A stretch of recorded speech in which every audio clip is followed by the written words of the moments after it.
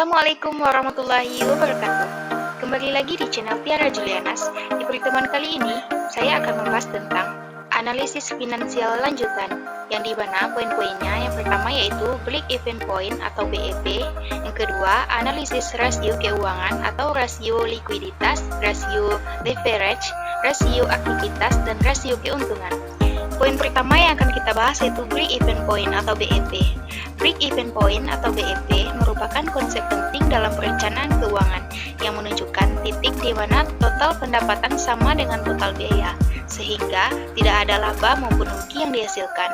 BEP membantu perusahaan untuk mengetahui berapa banyak unit produk yang harus terjual agar menutupi seluruh biaya produksi, baik biaya masuk maupun biaya variabel.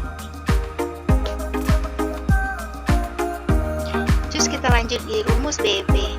BEP atau unit sama dengan biaya tetap dibagi harga jual per unit dikurang biaya variabel per unit, yang dimana BEP atau pendapatan sama dengan biaya tetap dibagi biaya 1 dikurang biaya variabel dibagi penjualan. Sebagai contoh, jika sebuah perusahaan memiliki biaya tetap sebesar 500 juta, harga jual per unit sebesar 50.000, dan biaya variabel per unit sebesar 30.000, maka BEP-nya adalah 25.000 unit. Dengan kata lain, perusahaan perlu menjual setidaknya 25.000 unit produk agar tidak mengalami kerugian. Konsep ini sangat relevan dalam membuat keputusan strategis terkait produksi, pemasaran, dan pengelolaan biaya, sehingga BEP sering digunakan dalam analisis kelayakan usaha. BEP juga memungkinkan manajemen untuk mengukur dampak perubahan harga, biaya, atau volume penjualan terhadap profitabilitas perusahaan. Selanjutnya yaitu analisis rasio keuangan. Rasio keuangan digunakan untuk menganalisis kondisi keuangan perusahaan dari berbagai perspektif seperti likuiditas, leverage, aktivitas, dan profitabilitas. Yang pertama yaitu rasio likuiditas. Rasio likuiditas mengukur kemampuan perusahaan untuk memenuhi kewajiban jangka pendeknya menggunakan aset lancar yang dimilikinya. Rasio ini memberikan gambaran tentang seberapa sehat kondisi likuiditas perusahaan dan apakah perusahaan dapat membayar hutang jangka pendek tepat waktu. Salah satu rasio likuiditas yang paling umum digunakan adalah current ratio, yang dihitung dengan membagi aset lancar dengan kewajiban lancar. Jika rasio ini lebih dari 1, berarti perusahaan memiliki aset lancar yang cukup untuk memenuhi kewajiban jangka pendeknya. Selanjutnya ada rasio leverage. Rasio leverage mengukur seberapa besar perusahaan menggunakan utang dalam struktur modalnya. Rasio ini sangat penting untuk mengevaluasi risiko keuangan perusahaan, terutama risiko yang berhubungan dengan kemampuan perusahaan untuk membayar kembali hutangnya. Debt to equity ratio atau DER adalah salah satu rasio leverage yang paling umum digunakan, yang dihitung dengan membagi total utang dengan ekuitas. Rasio ini menunjukkan proporsi utang terhadap ekuitas, di mana semakin tinggi rasio ini, semakin besar risiko perusahaan karena ketergantungan pada utang yang lebih besar. Kita lanjut di contoh soal. Sebagai contoh, jika total utang perusahaan adalah 800 juta dan ekuitas sebesar 1,2 miliar, maka DER-nya adalah 0,67. Ini berarti perusahaan memiliki utang sebesar 67% dari ekuitas yang dimiliki pemegang saham. Rasio leverage yang tinggi mungkin menunjukkan risiko keuangan yang lebih tinggi.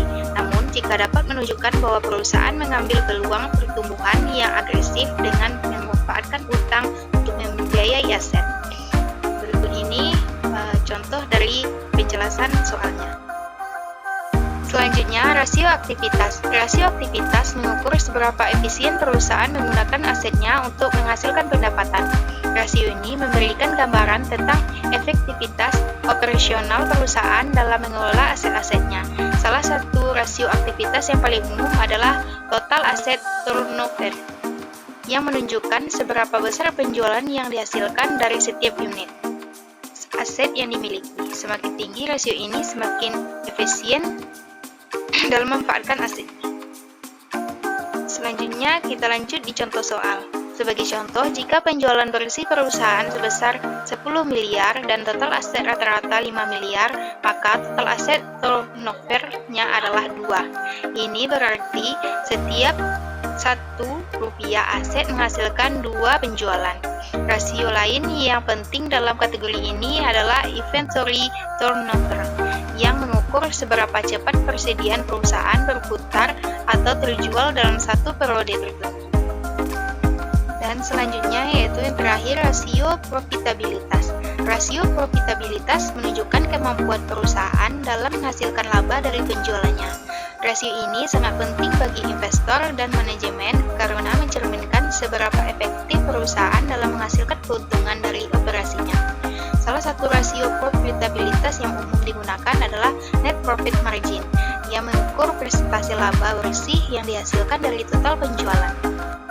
Contoh soalnya yaitu, sebagai contoh, jika laba bersih perusahaan adalah 1,5 miliar dari penjualan sebesar 10 miliar, maka net profit margin-nya adalah 15%. Artinya, setiap Rp1 penjualan menghasilkan laba bersih sebesar Rp0,15. Rasio profitabilitas lainnya yang penting adalah return of asset atau ROA, yang mengukur efisiensi perusahaan dalam menggunakan asetnya untuk menghasilkan laba. Rasio ini dihitung dengan membagi laba bersih dengan total aset, memberikan gambaran tentang seberapa baik aset perusahaan digunakan untuk menciptakan keuntungan. Teman-teman bisa lihat dengan rumusnya net profit margin sama dengan laba bersih dibagi penjualan bersih dikali 100.